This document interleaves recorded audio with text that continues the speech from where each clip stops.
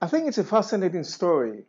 You see, I am a professor in politics, and like many people in politics, we say that we're professors in politics, they are frustrated politicians. It's not so much true about me because I actually retired from politics. I was a politician before I joined academia. But it is true that the dream of an academic was actually to do something that is practical, to change the world, to do something that is effective. And I was fortunate to be a co-drafter of a law in Israel. So I want to tell you the story. I think it's a fascinating story. It tells something about Israel. It tells something about legislation. It's sort of a funny, sad story, like many stories in Israel. And I'm going to take you to this kind of a tour to tell you the story of this legislation. So it started more or less in 1995. I was a fellow at a think tank in Jerusalem called the Van Leer Jerusalem Institute. And I joined them when I finished my studies at Oxford. And in 1995, I came to the president of Van Leer, and I asked him, can I establish a medical ethics think tank? It's something that Van Leer never did in the past. And he said, yeah, go ahead and do that. And I established a think tank. And I called them the Magnificent 15. I was the 16th guy. I'm not magnificent. But my colleagues were magnificent, wonderful colleagues, wonderful people, the best of the crop that Israel had to offer. And we worked a lot. We published 2 books, and we organized an international conference. And then a few years later, in 1999, one of our members was summoned to this guy. His name is Nissim Dahan, who was, maybe still is, a member of the Shas party. Shas is an ultra-Orthodox Mizrahi party in Israel. During the 90s, there were quite a few appeals to the courts of dying patients or patients in really dire condition. And they appeal to the courts for some sort of salvation. They want doctors to stop treating them, or they wanted to die, or whatever. And the country was frustrated with these appeals, something similar to what's going on in this country, in England. And Nissim Dahan decided to deal with this issue. So he said it's about time that we'll have a law to administer the issue of those petitions, so then there won't be any more petitions to the courts, and the law is going to settle them. So Nissim Dahan invited this guy, Avraham Steinberg, who is a member of the Van Leer Jerusalem Institute, and told him, Avraham, establish a committee on the dying patient, and I want you to legislate a law. What did Avraham do? He called upon all the Van Leer members, all the 16 of us, and said, you'll be members of my committee, and it's not only us, because they are, Van Leer doesn't represent a lot in Israeli society. So he established a committee of about 60 members. 16 were members of the Van Leer, and then there were a few others. And he decided that there are going to be 4 subcommittees to this dying patient committee that is known as the Steinberg Committee upon the head. Now, can you guess what are the 4 subcommittees? Let's see. Yeah. I just wanted to ask you that when you're saying about dying patients, are you talking about the issue that came up about I've forgotten in English what it's called. No, but donation of organ. No, I'm not talking about it. Yeah, that's not what you're referring to at all. But I'm going to explain what I'm talking about. So I'm going back to my question. What do you think are going to be the 4 subcommittees that were established? What do you need when you want to legislate something? Yes. Ethical committee. Excellent. Yes, that will be subcommittee number 1. Ethical, or if you call philosophical. What else do you need? Medical. Excellent. 3rd. What? Legal. Excellent. 3rd. The 3rd one. 4th one. Halachic. Yes. The 4th one is halachic. Something that didn't occur to me. How come that in such a committee, when I was invited and I asked, what's the composition of this? And they said there are going to be 4 subcommittees, and one of them is going to be halachic. Now, when we say halachic, it means only Orthodox. Okay, although there are a few reform and conservative, but they are not to be counted. So the halachic is comprised only of Orthodox rabbis. That was the fourth subcommittee. Now, the philosophy committee was headed by Asa Kasher, a member of my Van Leer Jerusalem Institute, of my think tank. And Asa, when he heard this, he said, okay, I'm going to deal with that. So he go back to Abraham Steinberg and he said, he of course discussed this with us in this subcommittee on philosophy. And he said, do you agree that we are going to change the name? And because I want it to be more inclusive, it's unacceptable that only these Orthodox are going to sit there, and of course they're going to veto everything that we are going to decide. So we agreed that we are going to change the name to Philosophy and Values. And once that values were introduced into the name of the committee, then he went ahead, Asa himself, and invited Druze people, sages, Muslim sages, Christian sages, conservative, Jewish conservative, and Reform sages to sit in our committee. So it started with philosophy, and we became values, cultural committee, representative of every facet of society. That was Asa Kasher's creation. Now I should tell you that the Druze, the Muslim, and the Christian, each one had one. Also the Reform had one, and the conservative had one. And then the rest of us were philosophers, or social scientists, or political scientists, whatever, political philosophy. The Druze, the Muslim, and the Christian, they came, I think each of them came maybe to 1 or 2 meetings. We sat for 2 years, just for you to understand. It was a long process. They came to 1 or 2. Maybe they felt a little bit excluded as a fig leaf in this committee. I don't know. But when it came to, when Shav came to the issue, when it was really crucial for their commitment, Asa went to the villages of the Druze and the Christian and the Muslim, and he explained to them what the law is all about and showed them respect, and they all signed the law, or the draft law that we agreed upon. So this was a fascinating maneuver to look at all these issues. So what are the issues that were involved in these 2 years of discussions in our subcommittee? So the major bones of contentions, first of all, is the sanctity of life. According to Halacha, life is sacred. You should not take life. The only entity that can take life is who? God. Yes, of course. People should not take life. So sanctity of life is the first principle. But this principle of sanctity of life has to be balanced.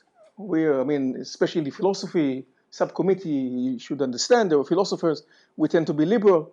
So for us, the autonomy of the patient is very, very important. So we have the autonomy of the patient on the one hand, and then we have God on the other hand, the sanctity of life. And we have to find the balance between the autonomy of the patient and God. And if your brain works. And it's difficult. And not always it does, depending on the heat and air conditioning and so on. But you can understand that there is conflict, inbuilt conflict. And then there's the issue of liberty, of course. Again, liberalism, we believe in liberty. There's the issue of the authority of the state to legislate, authority of the physician, authority maybe of the families. The issue of coercion, and it's a sort of a dual-edged coercion. On the one hand, the patient should not coerce the doctor to do something that is against his or her conscience. On the other hand, the doctor should not coerce the patient to do something that the patient doesn't want to do. And that's, again, it's a game, it's a balance that we need to weigh. There's no problem of not connecting patients to medical interventions, to machines, to medicine, or whatever. The problem in Judaism, in Halacha, is withdrawal of support. Once you start any kind of support, medical support, you cannot take it away. And that's a major issue, and we had endless discussion about withdrawal of support, because that is something that in liberal world, it's not an issue. In England, in Canada, in the United States, in all Europe, it is allowed to withdraw support. In Israel, you cannot do that. So we had endless discussion about withdrawal of support. And of course, the issue of discrimination. Why you allow something for certain patients and you're not allowing this for others because of halachic reasoning. We discuss physician-assisted suicide. We discuss the role of physician, and we discuss medical condition, and ALS is a really tricky condition because in all matters it is as difficult as cancer. But with cancer you can stop in treatment or not renew in treatment, whatever. With ALS, they are not going to have much salvation from the law. I'll explain this later. You can go to see. So the ALS issue tortured us. Everyone knows what ALS, I hope. ALS is that the muscles stop functioning. And usually it starts from the lower limbs and then it goes up. Is it motor neuron disease? It's one of them. One of them. There are many conditions of ALS, but it starts usually from the limbs and then it goes up and then you die out of suffocation. It's horrible death. And unlike cancer that can be treated, ALS, we still don't know how to do that. And you are going to see that ALS is very complicated. Then there was the issue, because we try to balance between the autonomy of the patient and God, what happens when the patient can no longer express an opinion? So now I'm competent. I can tell you what I want if, in a later stage, I will become incompetent. Do the doctor have a duty to respect my opinion now? So we decided yes, and we instituted a living will. It's probably, as far as I know, I didn't check all the living wills in the world. There are thousands of versions of living wills. But I think it's the only living will that is part of a law. Actually, the living will that we instituted, that we drafted, is part of the law, and it's a very lengthy living will, and very specific and very, very detailed. And this is in order to give the maximum ability to people to voice an opinion, to practice their autonomy in a later stage when they are no longer competent. So they, all written in a will. sorry? Verbally, but they No, they have to be written. It has to be written, yeah. Yeah. It's part of the law, so it's a part of the law. So these were the bones of contention, and we are playing with all this consideration in order to find some sort of a balance between them. Now I want to explain the main features of the law. It's a very lengthy law, 25 pages. I'm not going to go through all sections of the law, but I'm going to take you through the main principles of the law. And you'll see how we try to balance between the various considerations, the bones of contentions that I just highlighted. So first of all, the law applies only to what we call mature patient. And we define mature as a person who is at least 17 years old. We had endless discussion about the age. Some people wanted to put it on the age of 18, which is usually the case, on many issues, for instance, voting, signing all kinds of contracts. In Israel, a lot has to do with 18. We decided that 18 is too high, actually. Some of us offered the age of 16. I was of the opinion of 17, and that was the opinion that was accepted. I thought that at the age of 17, a patient is competent enough and old enough to make a decision. So we decided that the age limit is going to be 17. That person has to be competent. So we are not talking about people who suffer from dementia. We are talking about people like you and me who have thoughts, who have mind, who have sentiments, who know what they want from their own life. They are capable to voice their wishes, to articulate their thoughts. And we also spoke, because the law is called the dying patient law, we also defined what is dying. So it has to be a qualified physician that defined the condition as dying, and the person expressed interest about what is allowed to do with his body and what is not allowed to do with her body. And I'll say more about dying later on. What's the condition of dying? This is very interesting, again, something that we had endless discussion. Because it's a law in a Jewish state, and we try to find sort of a compromise, a balance between the fact that Israel is both democracy and Jewish. The law starts with the following statement, that the default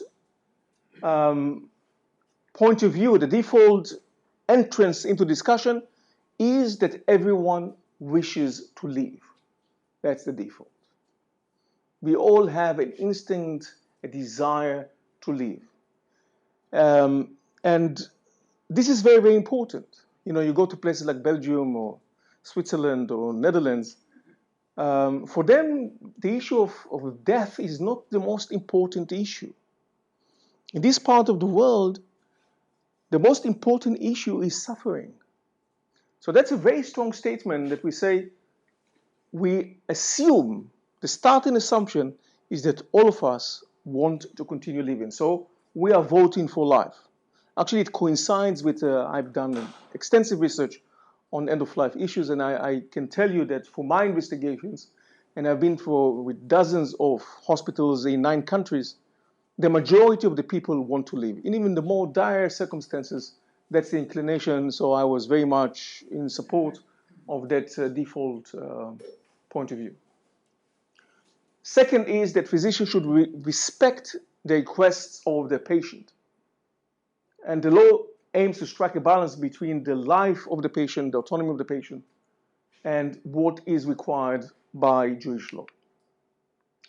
Who is a dying patient? So we follow the maxim or what is agreed upon in the world. A dying patient is a patient that statistically the forecast is that the patient has less than 6 months to live. Of course, physicians are not prophets. Nobody wants to be identified as a prophet. In our time, prophecy is reserved to a certain kind of people we don't want to be part of. But we have science at our disposal, and we can estimate the longevity of people, and this has to be less than 6 months to live. And the last 2 weeks is defined as the final stage of the dying patient. We had endless discussion about the family. Actually, the law does not speak about family. And again, this was my contribution to the debates, because I said I started my research in the 1980s. This is the age of AIDS, the HIV virus. And for my investigation, most of the time, the people around the patient bed were not close members of the family. They were friends. So I said, when you restrict it to the word family, you are assuming blood relations, and I think this is too restrictive.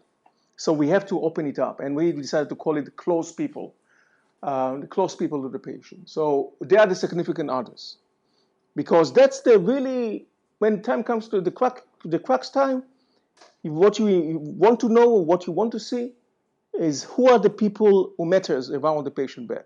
If they're around, they have an interest. And they are far more important to the patient than, I don't know, a son in California or a daughter in Mozambique. They are here now. So they should have a say. We are very cautious with the philosophers, so we are very cautious about terminology. So common terminology that is used in the literature, we refrain from using. We don't use the word terminal, for instance. המילה בעברית סופני, whoever speaks Hebrew here. We don't use this word because we are all terminal. No one of us is going to live forever. So in that respect, we are all terminal. And it's not only that we are peculiar about wording, it's also the consequences. Because if you are terming a patient as terminal, what are the consequences of the physician attitude to that patient? It's like you are closing the destiny of that patient. You already decided he's going to die. So if this patient is going to die, why should you invest in that patient? So we didn't want to use this word, and we avoided this. And of course, we avoided the word vegetables. I was horrified when I heard in the jargon of physicians and philosophers, My teacher at Oxford, he used to speak about people as vegetables. And I never believed that a person can be a kohlrabi or cucumber or even a tomato. That's unacceptable. Again, you are demeaning the person. We should not demean people. And of course, when you call someone a vegetable, you mean that he's no longer a human being. So why should you invest in someone who is no longer a human being? So the word vegetable is unacceptable, and therefore we also refrain from all kind of conditions, terminological condition, vegetative state. From vegetative state is come from vegetable. We refrain from this kind of language. So when there is no instruction, we say that the guardian appointed by the patient can make a statement for the patient. But the statement is only advisory and it's not binding. The discretion at the end of the day is going to be with the medical profession. The medical profession are going to decide. But we can listen to those who are around the patient bed. Minors under the age of 17 will be represented by their parents on the issue of ceasing treatment because they are the closest to the patient. If there is a conflict of interest between the parents and the physicians, then it's going to refer to a committee. And of course, if the parents cannot agree on something to do for their son or daughter, then it goes also to the committee. The law prohibits the withdrawal of continuous care, distinguish between intermittent and continuous care. So that derives from Halacha, from Jewish law. You cannot stop the flickering candle. If the candle is alive, is flickering, you cannot stop it, you cannot take it away. And this is where the distinction between the philosophers and the people of Halacha came into the fore, the clear conflict, because the philosopher did not see a major difference between withdrawal or withholding treatment, whereas for the Halacha people, it was crucial. They would not go and relent. They were relentlessly against this thing. If you are stopping, for instance, a ventilator, this amounts to killing. And of course, you cannot kill your patient. There is no problem, as I said, not to connect, but there is a problem to disconnect continuous treatment, and you cannot interrupt continuous treatment. And there can be many continuous treatment, from taking medication to ventilators and so on. Many of the treatments are continuous. So intermittent is defined as treatment that begins and ends in a well-defined cycle. So if you think about infusion, for instance, you put a patient with a sack of infusion, the sack is going to finish at some point. After 2, 3 hours, 4 hours, it's going to finish. You don't have to put another sack. That's intermittent. But ventilator, it can go forever. So that's not intermittent. This is continuous. So mechanical ventilation is a continuous treatment. Intubation, surgery, blood transfusion, dialysis, chemotherapy, radiotherapy, antibiotics are examples of intermittent treatment. Intermittent is not a problem. Continuous is a problem. According to the law, it is forbidden to terminate continuous medical treatment unless it is stopped unintentionally or came to a conclusion, like the infusion sac that I mentioned. But discrete treatment can be terminated. Now, we in the philosophy values subcommittee, as I said, we had trouble with that. We didn't see, ethically speaking, we didn't see any difference between withholding and withdrawing treatment. And we oppose any law that would insist on the halachic, this kind of continuous or discrete. And this is what Abraham Steinberg came about with his wonderful innovation, wonderful ideas. All of us have very original minds. So you all know what Shabbat clock is. Everyone doesn't know what Shabbat clock means? You all know what Shabbat clock is. The idea was to introduce Shabbat clock on ventilators. Because if you put Shabbat clock on the ventilator, then after a while, the Shabbat clock is going to stop. And then you are making a continuous treatment into intermittent, discrete treatment. So that was one of our colleagues wrote afterwards a famous article, Ventilators on Shabbat clock. So this is the idea of Shabbat clock, to make it in accordance with Halacha. We had major discussions about euthanasia and physician-assisted suicide. Anyone knows the difference between euthanasia and physician-assisted suicide? Or should I repeat that? I should explain. Okay, so euthanasia is a practice that is done in very few countries in the world. Presently, only in Belgium, Netherlands, Luxembourg, and Canada. Euthanasia is when a patient wants to die, and they set a date with a doctor. Usually it's the GP, the general practitioner.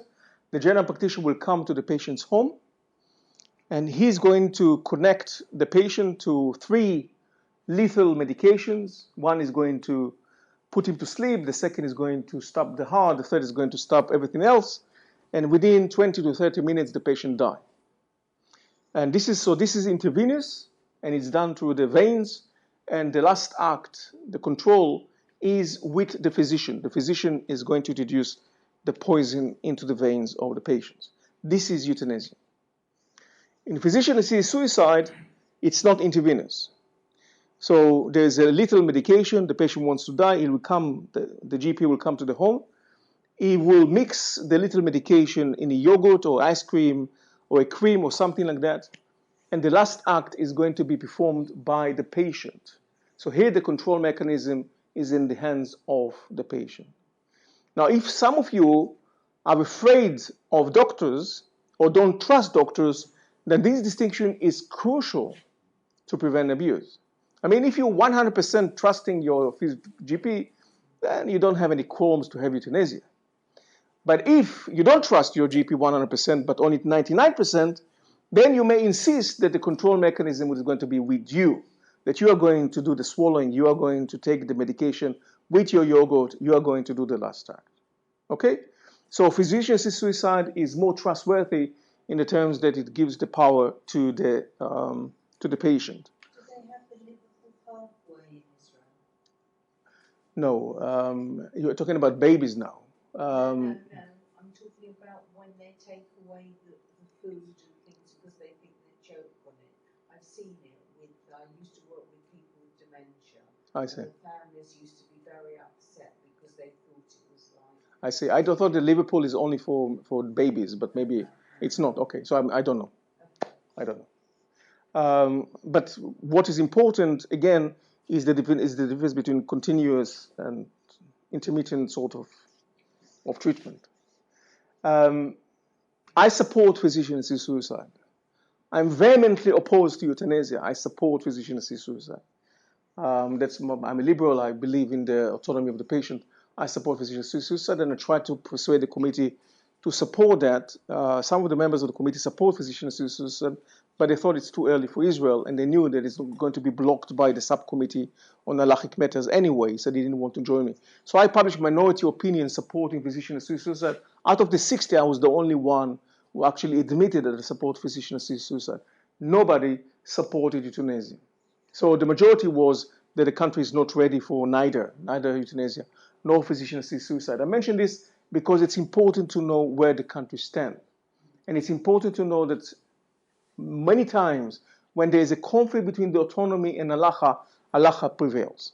And of course, from the composition of the committee from the start, that you have a subcommittee only on halachic matters, it is clear who is the veto power, because you cannot bypass them, especially not when the minister is from Shas. Advanced directives with a comprehensive database kept in state archives need to be renewed every 5 years without legal involvement. We thought, again, we had debates whether it's going to be 3 years, 5 years, or 7 years, or 10 years. At the end, we decide on 5 years, that if a patient is suffering from a certain disease, of course, this disease is not status, it's not stagnant, it's going to move, and therefore it needs to be refreshed, just to express the opinion of the patient and to be updated. The provision of preventive treatment includes medical coverage in insurance. So insurance covers the law, of course. Palliative care, as some of you may know, is very expensive. It's expensive in each and every country. Why is that? Because it is continuous. It is done 24 hours a day. without a stop, and the medication as such itself is costly. So palliative care needs to have a special resource. Palliative care in Israel is covered by the law. So that's extremely important, that we don't have to beg or something. It's something that we believe should be part of the law. It should be a privilege that every patient in Israel should have. By the way, England is very developed in palliative care and has a long history of hospice and others more than other countries. Treatment is also given not only to the patients, but also to the family. Because to watch someone who is dear to you dying is very unpleasant. It's the most distressing thing that you may have on earth. To see your mother, your father, your spouse dying is extremely painful. So they need also to have care, and we spoke about this, and this is also addressed in the law, that the loved ones should be taken care of as well. As I mentioned, ethics committees, regional ethics committees were established around the country, and in every time that there was some sort of a dispute, the matter goes to the ethics committee for consideration. So we finished our work in 2002. We started in 2000. We studied all the issues for 2 years, and then we drafted the law. The 60 of us, actually the majority of the work was done in our committee. The first draft was done in our committee, then it went to the medical committee and to the legal committee to put it in the legal phraseology, into legal words. But we've done the majority of the work because we had to grapple with all these ideas. So what is going to be inside the law, what is going to be outside of the law, and how you're going to compromise between the democracy, liberalism, and halacha. And then the law, the draft law, moved from the Ministry of Health, Nissim Dahan, to the Ministry of Justice, because they have to put it into the law. And for 3 years, some of us, not all 60, but a group of the 60, me included, we were dealing with the issue of the advance directives. Because it was very important for us that people who were competent at one point and then became incompetent still will have voice in the treatment. And as I said, it's the most comprehensive advance directives that I know in any country. Maybe I didn't study all the 200 countries, but the countries that I know, it's the most extensive advance directive. And we worked for 3 years to formulate it into something that is going to be integrated into the law. If you put it in a very general way, then of course there's a risk of abuse, because then you're leaving the interpretation work for the medical profession. And that's something that I and others didn't want to do. We wanted to make the voice of the patient heard as much as possible. So there's a very long list of diseases and a very long list of treatment that a patient can ask to have or to refrain from. So we insisted that open interpretation and speculation should be avoided as much as possible to reflect the patient's best interest. The law was finally formulated and approved by the Knesset, by the Parliament in 2005. It establishes detailed mechanisms for taking into account the calculated written voluntary wishes of the competent patients. They can appoint guardians to serve as their voice. The most recent ADAs, advanced directives, are binding, and I told you they need to refresh them every 5 years. And they can be revoked by the patient any time. So a patient is not being binded by the advanced directive if he doesn't want it anymore. She can revoke it at any time. She can say, I'm not really in agreement and I changed my mind. That's fine. So there is a detailed form that a patient need to fill, and usually, because it's so comprehensive and the vast majority of us would not understand how to fill it, the advice is that it should be done with a medic, with the GP, with the general practitioner. Of course, it's very time-consuming for the GP, so not all of them are thrilled to do that. There's re-evaluation of the statement when diagnosed with serious illness, with an aid of the expert physician, and there's also a national pool of advanced medical directives that is kept in the archives of the health ministry. So then, as I said, the Ministry of Justice, and then came the legislation. And now it's in the implementation stage. For 3 years, I would say there was birth pang. So the implementation stage actually started only in 2008 when the law started to be implemented.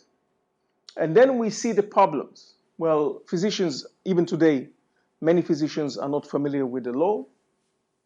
Many of them claim they don't have the time to speak with the patient. You know, in this country, if you go to a doctor, I don't know if you know that, but actually, according to the NHS rule, the doctor should see you for 7 minutes. Well, you say 8, I say 7. Let's compromise 7.5. In Israel, we don't have such things, 7 minutes laws, but there's a long queue outside the doors, and there's a pressure on the GPs. Patients do not know how to fill the form. Now, because it's part of the law, if you find that there's something is wrong with the advanced directives, then it has to go back to the Knesset to change the law, to amend the law. So it's a very complicated thing to do this, and therefore people are refraining from complaining against the advanced directives. It's a done deal.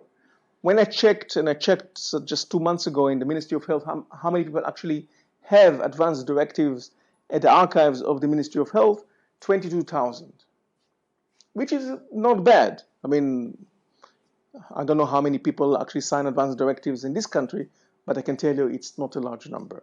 So percentage-wise, possibly that people sign more in Israel than in the UK.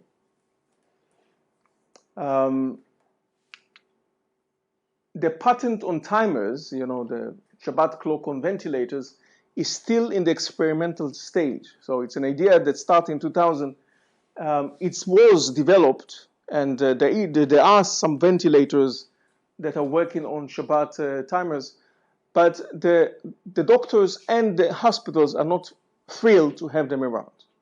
It looked bizarre to them to install. The idea of installing Shabbat clock on ventilators and then to work on it is something that is not very appealing to many doctors, and many religious doctors have a problem of installing Shabbat clocks on ventilators.